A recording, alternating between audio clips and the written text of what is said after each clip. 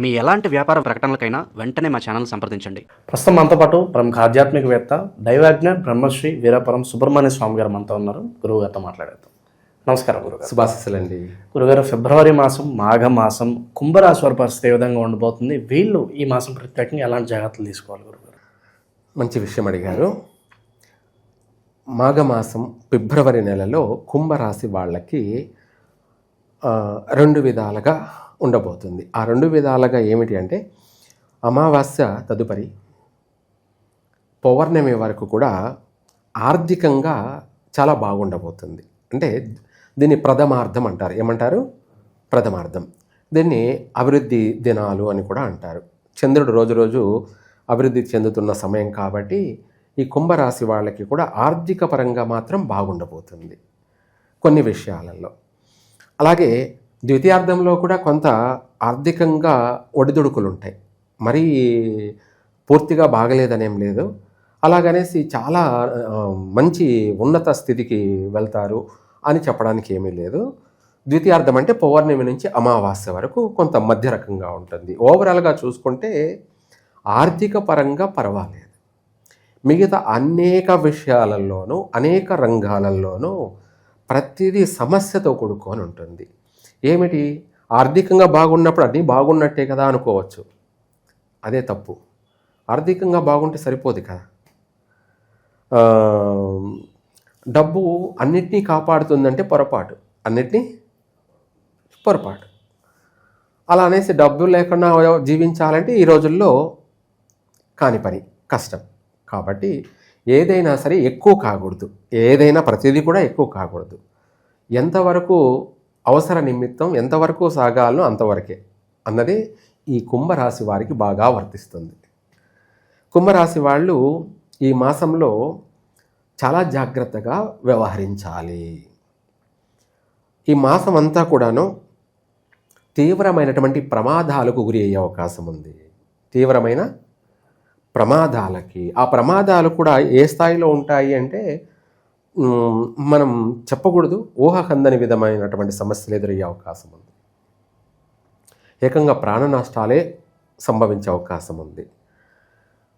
అవి ఏ విధంగా? అది కూడా దారుణంగా.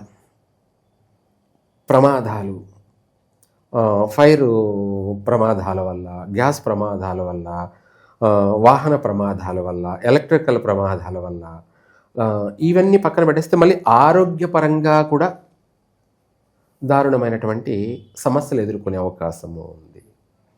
కుంభరాశి వాళ్ళకి ఆరోగ్యపరంగాను అలాగే ఆపదల ప్రకారంగాను దినదినం గండం నూరేండ్ల జీవితం, దినదిన గండం నూరేండ్ల జీవితం అన్నట్లుగా ఈ మాసమైతే ఉంది. ఎందుకంటే కుంభరాశిలో బుధుడు, సూర్యుడు, అలాగే రాహువు, అలాగే శుక్రుడు, అలాగే మళ్ళీ కుజుడు కూడా వచ్చి చేరుతున్నాడు.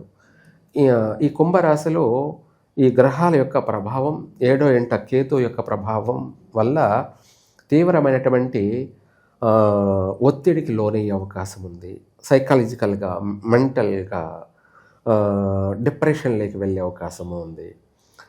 అందరికీ కాకపోవచ్చు కానీ ఎక్కువ శాతం, 100కి 75% ఇటువంటి సమస్యలు అధికంగా ఫేస్ చేసే అవకాశం ఉంది.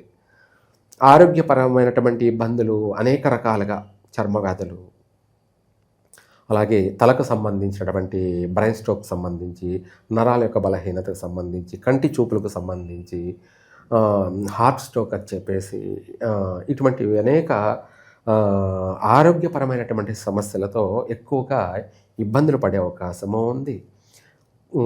అలాగే ఇదే కాకుండా అధిక శత్రువులు వృద్ధి చెందే అవకాశం ఉంది. అంటే ప్రతి ఒక్కరూ శత్రువులుగా మారే అవకాశం ఉంది. ఇంట్లో భార్య కాడి నుంచి, పిల్లల కాడి నుంచి, తల్లిదండ్రుల కాడి నుంచి, అన్నదమ్ముల కాడి నుంచి, బంధువుల కాడి నుంచి, లేదా బయట చేసే పనులు ఎందు, ఉద్యోగాలు ఎందు కానీ, వాళ్ళపై అధికారుల వల్ల కానీ అందరితోనూ మాట పట్టింపులు. మాట్లాడితే చాలు కొట్టడానికి వస్తున్నట్టు ప్రభావితాలు. అంటే వీడు ఏదైనా మంచి సలహా ఇద్దాం, మంచి మాట్లాడదామన్నా కూడా ఎదుటి వాళ్ళకి అది అపార్థంగా వెళ్ళిపోయే అవకాశం ఉంది. మెసేజ్ ఏమిటి? మంచి సలహా మంచి మాట ఇద్దామన్నా కూడా తప్పుగా మారిపోయే అవకాశం ఉంది. అలా జరిగే ప్రమాదాలు ఉన్నాయి. కాబట్టి చాలా జాగ్రత్తగా చాలా అలర్ట్గా ఉండాలి. ఈ యొక్క కుంభరాశి వాళ్ళు ఈ మాఘమాసంలో ప్రతి విషయంలో కూడా సూక్ష్మంగా ఆలోచిస్తూ ఓర్పు ఓపికను సంపాదించుకుంటూ ముందు వీటన్నిటికీ మూలమైంది దైవానుగ్రహాన్ని సంపాదించుకోవడం వీళ్లకు ఎంతో ముఖ్యము, అవసరం.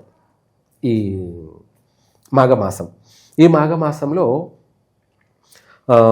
నరాలకు సంబంధించి తీవ్రమైనటువంటి ప్రమాదాలంటే ఆరోగ్యపరమైనటువంటి ఆపరేషన్లు సంబంధించి సమస్యలు ఇటువంటివి కూడా ఎదురయ్యే అవకాశం ఉంది. మనం ఇవే కాకుండా ఇందాక చెప్పుకున్నాం, ఏది కుటుంబ సభ్యులని కానీ లేదంటే స్నేహితులు కావచ్చు, బంధువులు కావచ్చు, వీళ్ళతో ఉన్న పలాన గొడవలు కొట్లాట్లకు దిగే అవకాశం కూడా కనపడుతుంది. ఇవి కాకుండా వీళ్ళు అనుకునేది ఒకటైతే జరిగేది ఇంకొకటి రివర్స్లో ఎదురయ్యే అవకాశం ఉంది. వీళ్ళు నూతన పెట్టుబడులు పెట్టి వ్యాపారాలు చేయొద్దు. ఈ మాసంలో ఖాళీగా ఉన్నా నష్టమేం లేదు. కళ్ళు మూసి కళ్ళు తెరిచే లోపల మాసం అయితే అయిపోతుంది. ఏమంటే అయిపోతుంది. ఈ మాసం అంతా ఎవరు ఎన్నన్నా అనుకొని ఓర్పుగా ఉండడమే అది గొప్పదనం. ఏమిటి? ఓర్పుగా ఉండడమే అది ఒక గొప్ప వరం అని కూడా అనుకోవచ్చు. ఇలా ఈ విధంగా వీళ్ళు ఎవరు ఎన్ని అనుకున్నా పర్వాలేదు, ఎక్కడ ఎలా నడుచుకోవాలో, ఎవరితో ఎలా ప్రవర్తించాలో, సమయ సందర్భాలు మంచి చెడులు అన్నిటినీ బ్యాలెన్స్ చేసుకుంటూ ముందుకు సాగాలి. ఇది వీళ్ళ యొక్క కర్తవ్యం. దానికి తోడు వీళ్ళు దైవానుగ్రహం అన్నాం కదా ఇందాక మనం చెప్పినట్టు, వీళ్ళు ప్రతిరోజు కూడా పనుకునేటప్పుడు ఒక నిమ్మకాయ మంచం మీద దిండు దగ్గర తలాపిని పెట్టుకొని ఒక నిమ్మకాయని పొద్దున్న నిద్ర లేవగానే ఆ నిమ్మకాయని తీసుకొని తల మీద నుంచి 3 సార్లు కుడివైపుకు తిప్పి 2 సార్లు ఎడమ వైపుకు తిప్పి పైనుంచి కిందికి 3 సార్లు తీసేసి దాన్ని పగలగొట్టేయడం కానీ లేదంటే కట్ చేసి డస్ట్బిన్లో వేయడం కానీ లేదా చెట్లల్లో వేయడం కానీ చేయాలి. ఇది ఎందుకు ఈ క్రియా విధానము అంటే, ఒక విధంగా చెప్పాలంటే మనము ఏదైనా ఒక వాహనం ప్రారంభం చేసేటప్పుడు నిమ్మకాయ పెడతాం. దేనికి పెడతాం? దిష్టి తగలకుండానే కాకుండా ఎటువంటి నష్టాలు కష్టాలు జరగకూడదని చేస్తాం. అయినా జరుగుతూ ఉంటాయి. ఎందుకు జరుగుతున్నాయంటే ఆ టైం అనేది అటువంటిది. కానీ ఏది ఏమైనా ఇది ఒక మాటలో చెప్పాలంటే బలి. ఏమిటి? నిమ్మకాయ అనేది బలి. ఆ యొక్క నిమ్మకాయని మనం మంచం మీద రాత్రంతా పెట్టుకోవడం వల్ల మనకు ఎటువంటి నెగిటివ్ అనేది రాదు. మనకు నెగిటివ్ అనేది మన దరిదాపులకు కూడా రాదు. రెండోది అదే కాకుండా మనలో ఉన్న నెగిటివ్ అనేది అది తీసేస్తుంది. మళ్ళీ ఉదయం నిద్ర లేవగానే స్నానం చేయకూడదు. వెంటనే ఆ నిమ్మకాయ తీసుకొని తల మీద నుంచి తిప్పి 3 సార్లు కిందకి దిగితీసి కట్ చేసి బయట వేసేసిన తర్వాత స్నానం చేసుకోవాలి. స్నానం చేసిన తర్వాత చేయకూడదు. ముందు నెగిటివ్ని చెడుని తీసేసిన తర్వాత స్నానం చేస్తే అప్పుడు వాళ్ళు ఫ్రెష్. వాళ్ళ తలరాత వాళ్ళ జీవితం అనేది ఎందుకు అలా చేయాలి అని అంటే రాబోయే ప్రమాదాలను నివారించుకోవడం. రాబోయే ప్రమాదాలు ప్రాణ నష్టాలు జరగకుండానే నివారణ చేసుకోవడం. ఇది ఈ క్రియా విధానం ఏమిటి అంటే రూపాయి కూడా నన్ను అడిగితే ఖర్చు లేని పని. పల్లెల్లో అయితే ఆల్రెడీ చెట్లు ఉంటాయి కాబట్టి దొరుకుతాయి ఊరికే. టౌన్లో వచ్చేటప్పుడు కొనాల్సిందే, నగరాల్లోకి వచ్చేటప్పటికి కొనాల్సిందే. అది ఎంత? ₹1 పెడితే ఒక కాయ వస్తుంది. మాటకి మనము రోజు అయినా చేయొచ్చు. రోజు చేయలేకపోయినా ఆదివారం, మంగళవారం, శనివారం 3 రోజులు చేసినా చాలు. 3 రోజులు చెయ్యాలి. వారానికి ఒక రోజు చేయడం కుదరదు. ఎందుకంటే సమస్య బలంగా ఉంది కాబట్టి, చిన్న పామునైనా పెద్ద కర్రతో కొట్టాలి కాబట్టి అందుకనేసి ఆదివారం, మంగళవారం, శనివారం, వారంలో 3 రోజులు అవుతే ఇలా చేయాలి. ఓపిక ఉంటే రోజు కూడా చేయొచ్చు. ఇది అలా చేయడం వల్ల ఆరోగ్య సమస్యలు రాకుండా పోతాయి. మేజర్ సమస్యలు ఉండవు. ఏదన్నా ఉన్న చిన్న చిన్నవి అలా వస్తే అలా వెళ్ళిపోతాయి. దీనికన్నా మించి ముందు మనకు ఎటువంటి ప్రమాదాలు జరగకుండా బయటపడతాము. వాటికన్నా ముందు ఇంకా చెప్పాలంటే అందరితో శత్రుత్వం లేకుండా పోతుంది. శత్రుత్వం అంటే గొడవలు, తగాదాలు, దీనికి మించి ఇంకా కోర్టు వ్యవహారాలు, పోలీస్ స్టేషన్లు, ఊహించిన విధంగా అన్నీ కనుమూసి తెరిచే లోపల జరిగిపోయాయి అన్నట్టుగా రాబోయే సమస్యల నుంచి కూడా మనము బయటపడతాం. వీటన్నిటికీ ఇదే 100% మంచి మార్గం. తప్పేమీ లేదు. మనల్ని మనం సంరక్షించుకుంటున్నాం. మనల్ని మనము ప్రొటెక్షన్ మనల్ని మనం సెల్ఫ్ ప్రొటెక్షన్ చేసుకుంటున్నాం. అంతే కదా. మనం బాగుంటే ఏదైనా చేయగలం. మనమే బాగలేకపోతే ఏం చేయగలం? ఏమీ చేయలేం. అందుకనేసి ముందు మనల్ని మనం కాపాడుకుంటే ఏదైనా చేయగలము అనేది ఇది.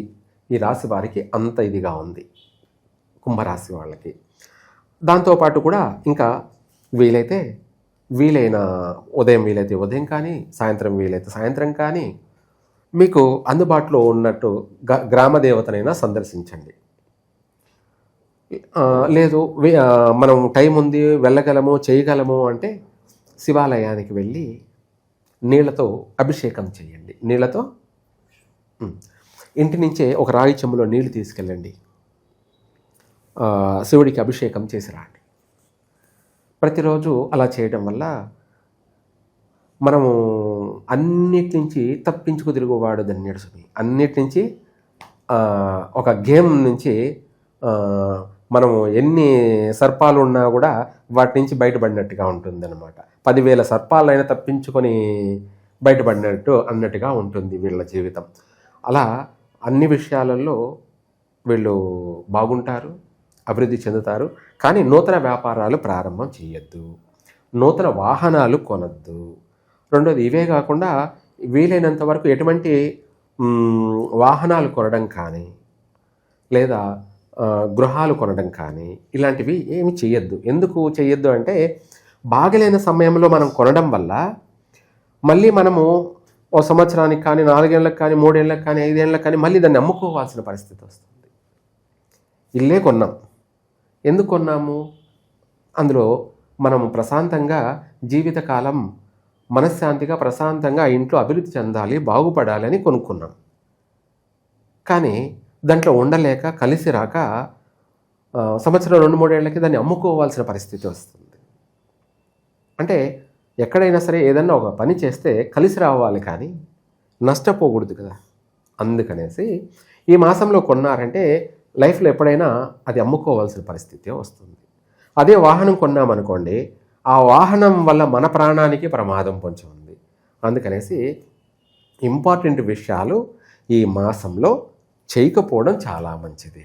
చేయకపోవడం, కొన్ని పనులు ఈ పౌర్ణమి మొదటి భాగంలోనే ప్రథమార్థంలోనే చేసుకోండి, బాగుంటుంది. ద్వితీయార్థంలో ఎటువంటి పని అసలు చేయొద్దు. విదేశాలకు వెళ్ళాలని ప్రయత్నం చేయొద్దు. వచ్చిన అవకాశాన్ని ఏదైనా వీలైతే పోస్ట్పోన్ చేసుకోండి, లేదంటే దానికి తగిన పరిహారం చేసుకొని ప్రయాణం చేయండి. దానికి తగిన పరిష్కార మార్గం రెమెడీ చేసుకొని ప్రయాణం సాగించండి. విద్యార్థులకు వచ్చేటప్పటికి చదువు వాళ్ళ యొక్క ఎగ్జామ్లో వాళ్ళకు కాన్ఫిడెన్స్ అనేది సన్నగిల్లే అవకాశం ఉంది, చదివింది మర్చిపోయే అవకాశం ఉంది, జ్ఞాపకం ఉండకపోవడం కానీ, లేదంటే అడిగిపోయిన తర్వాత ఎగ్జామ్ రాయాల్సింది చదువు పైన కాకుండా వేరే వేరే ఆలోచనలతోటి చదివింది సమయానుకూలంగా గుర్తుకు రాకపోవడము, ఇటువంటి సమస్యలు అనేది అధికంగా ఉండడం వల్ల అక్కడ ఫెయిల్ అయ్యే అవకాశం ఉంది. అందుకనేసి విద్యార్థులు అవుతేనేమో